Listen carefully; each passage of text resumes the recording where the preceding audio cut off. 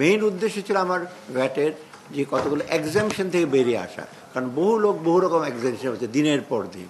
আমি সেটা থেকে এগুলো আর এনকারেজ করব না। এর মধ্যে হয়তো দু একটা পণ্য কিছুটা এফেক্ট হয়েছে, লোকজনের কিছুটা কষ্ট হচ্ছে, সেটা আমরা চেষ্টা করবো লাগু করে যথাসম্ভব। তারপর তো ইনকাম ট্যাক্সের ব্যাপার আছে, আমরা দেখব যে অন্য ট্যাক্স বার্ডেন যেন কম হয়ে যায়, এটা দেখব। অর্থাৎ আপাতত আমাদের মেইন কনসার্ন হলো মূল্যস্ফীতিটা যতটুক সম্ভব যত তাড়াতাড়ি আমরা এসে করতে পারি, সেটাই সবচেয়ে বড়। সাথে সাথে আমাদের হলো লোকজন আয়ের উৎসটা। এবং কালকে তো আমি সারাদিনই প্রায় অলমোস্ট ব্যবসায়ী না, ব্যাংকারদের সাথে বসছি, কীভাবে ক্রেডিট ফ্লোটা বাড়ানো যায় প্রাইভেট সেক্টরে, কীভাবে তাদের আরও সাশ্রয়ী করা যেতে।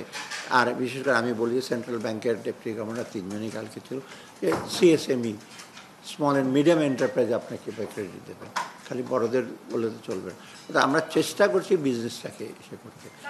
আমরা তো চাল, আজকেও আবার বলছি, তারপরে আপনার মুসুর ডাল, এগুলো কিন্তু অনবরত দিচ্ছি। আমাদের কিন্তু একটা বিরাট একটা চাপ পড়েছে ফরেন এক্সচেঞ্জ। এবং কালকে তো সেন্ট্রাল ব্যাংকের গভর্নরের সাথে বসেছি, ডেপুটি গভর্নর ছিল, ব্যাংকারও ছিল, তাদেরকে আমরা বলি যেমনি হোক আমরা ফরেন এক্সচেঞ্জ আমরা সাশ্রয়ী আমাদেরকে প্রোভাইড করতে হবে আমাদের।